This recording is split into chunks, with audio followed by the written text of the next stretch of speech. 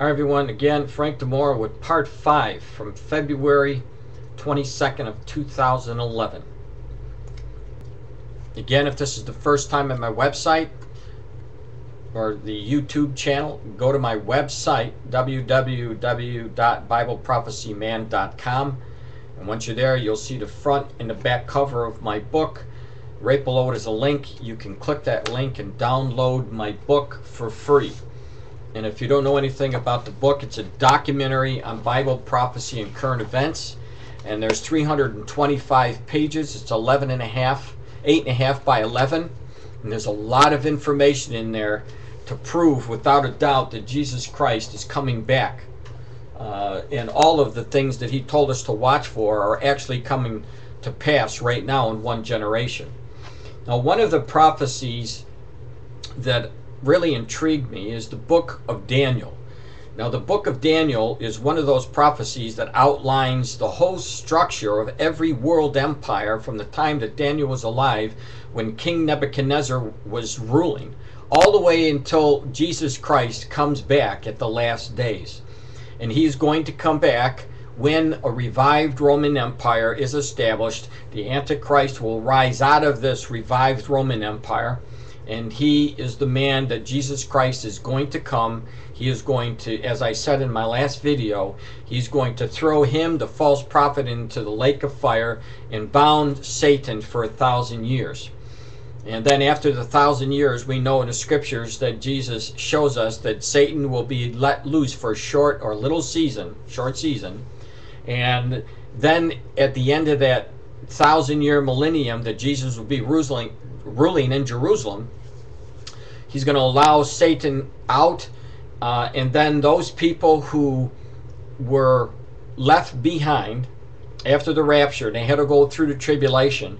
Some people will survive, and over the millennium, 1,000 years, they'll repopulate the earth.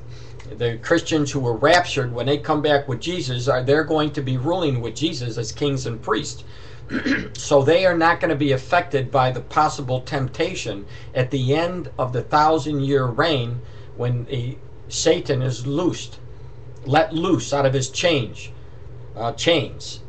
So at the end of the 1,000 years, Satan will come out. He will be deceiving the people, obviously, because some people will have forgotten about the Lord's, what he did, and they will take the stance with Satan. But the Lord, that's the end of it. When that happens, God is going to wipe out Satan, throw him into the lake of fire, and then that's where these unrighteous people will be staying for eternity, and you'll never get out. Once you're there, you'll never get out. So the best way to make sure that you're in the right position with Jesus is to receive Jesus as your Savior, be raptured, go into heaven, live with Jesus for the 7 years, come back. We'll be in our new bodies just like Jesus Christ. We will be reigning with him for 7 years, or 1,000 years on earth, and you will not be tempted or anything of that nature. You will be ruling. And then after that, there will be a new heaven and a new earth that we will be with the Lord forever. And everybody else who did not receive Christ, or they come against Jesus at the end of the 1,000-year millennium, will end up in the lake of fire where it burns, and they'll never get out.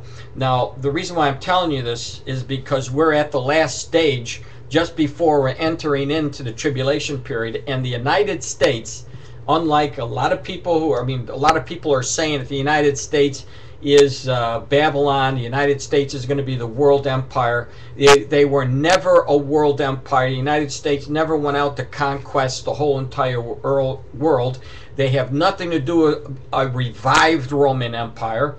Obviously, the United States wasn't even formed until over 230 years ago, but they have nothing to do. Now, when you read with what the scriptures tell us in Daniel shows us all the way through, as I said, and the United States is not mentioned anywhere in there.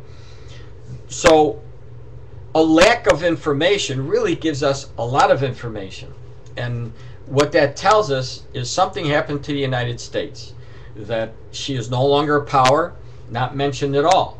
And we see the decline of America is actually going to help propel this last ruling empire that's going to take control of the earth. Now, it's already here, but it hasn't taken control yet. And when you read my book in chapter 2, I'll show you the eastern leg, the western leg of the old Roman Empire, so you'll know exactly what nations are in that empire, which is the revived Roman Empire. But let me give you some information that was sent to me today, very interesting information, and it has to do with the economy of the United States.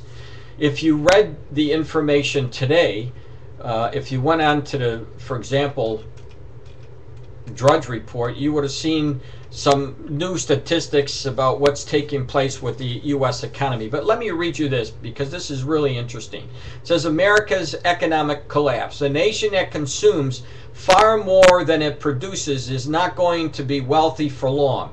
The following are 21 signs that at once a great U.S. economy is being gutted. And we definitely are. We're being neutralized, defragged, declawed, and deindustrialized. Hardly anything that you buy now in the United States is made by the Americans. They're made in Taiwan and China, other places besides the United States. And this in itself is a sign that the United States is declining. It says the U.S. trade deficit with the rest of the world rose $497.8 billion in 2010, and that represents 32.8% increase from 2009. Number 2, the United States trade deficit with China rose an all-time record of $273.1 billion in 2010. And this is the highest trade deficit that one nation has had with another in the history of the world. Number 3, the United States trade deficit with China in 2010 was 27 times larger than it was back in 1990. In the years since 1975, the United States had run a total trade deficit of $7.5 trillion with the rest of the world. Number 5, the United States spends more than $4 on goods and services from China for every $1 that China spends on goods and services from the United States. Now you know why China is able to dictate to the United States what they want them to do. Number 6, in 1959, manufacturing represented 28% of all U.S. economic output. In 2008, it represented only 11.5%, and it continues to fall. Number 7, the number of net jobs gained by the U.S. economy during the past decade was smaller than during any other decade since World War II. Number 8, the Bureau of Labor Statistics originally predicted that the U.S. economy would create approximately 22 million jobs during the decade of the 2000s, but it turned out that the U.S. economy only produced about 7 million jobs during that time period. And we know for the last, since the housing debacle, when millions of people were walking away to their houses, that we now have something like 7 million people who lost their jobs. And we're still seeing people losing their jobs. Number 9, Japan now manufactures about 5 million more automobiles than the United States does. I mean, this was unheard of. If you would have told somebody that the United States was going to be outdone by these other countries just 20 years ago, they would have laughed at you, but it's happened already. Number 10, China has now become the world's largest exporter of high technology products. Number 11, manufacturing employment in the United States computer industry is actually lower in 2010 than it was in 1975. And it was very interesting to me that when I did research, I found out that guess who is one of the leading nations in technology? Well, it is Israel. Israel is being watched over by the Lord. They are being blessed. Here's number 12. The United States now has 10% fewer middle-class jobs than it did just 10 years ago. Number 13. And according to the tax notes, between 1990 and 2008, employment at the foreign affiliates of the U.S. parent companies increased an astonishing 30% to 10.1 million, and during that exact same time period, U.S. employment at American multinational corporations declined 8% to 21.1 million, another sign of a decline of the United States. Number 14, back in 1970, 25% of all the jobs in the United States were manufacturing jobs. Today, only 9% of the jobs in the United States are manufacturing jobs. Back in 1998, for number 15 here, it says the United States had 25% of the world's high-tech export market, and Japan had just 10%. 10 years later, the United States has less than 15%, and China's share has soared to 20%. And again, if you know anything about the book of Revelation, China is going to play a major role in the last days. We see that an army of 200 million soldiers coming across the dry Euphrates River, and it just so happens that China does have an army of exactly 200 million soldiers. Here's number 16. The number of Americans that have become so discouraged that they have given up searching for work completely and now stands at an all-time high. Number 17. Half of all American workers now earn $505 or less per week. Number 18. The United States has lost a staggering 32% of its manufacturing jobs since the year 2000. Number 19. Since 2001, over 42,000 U.S. factories have closed down for good. Number 20. In 2008, 1.2 billion cell phones were sold worldwide. Now, how many of them were manufactured inside the United States? 0. Number 21. 10 years ago, the employment rate in the United States was 64%. Since then, it has been constantly declining, and now the employment rate in the United States is only about 58%. So where do we go for these jobs? I mean, Barack Obama is saying he's going to create jobs. All he's doing is creating more havoc, and people are continuing to lose the jobs. Tens of thousands of Illinois residents are expected to be affected when the drug and alcohol treatment and prevention centers across the state have their budgets cut from March 15th of this year, 2010. And I added this as number 22, by the way.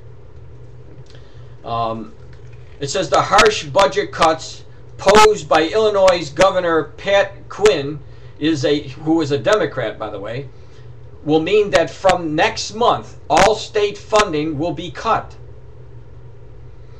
At that date, only federal, national Medicaid dollars will be available to fund the state's drug and alcoholic treatment and prevention programs, which means that some centers are facing closure. And I'm giving this information to you now because we're starting to see businesses close everywhere, and we're starting now to see the austerity budgets cutting and to cut out a lot of these programs, and it's not going to help the economy at all. It's just going to further snowball the problems of the United States, because the less people you have working, well, obviously the less money you have in the tax base, and when that happens, you know that the United States is definitely in trouble. I'm going to continue on with this to finish it off, to show you what other things are taking place in the United States.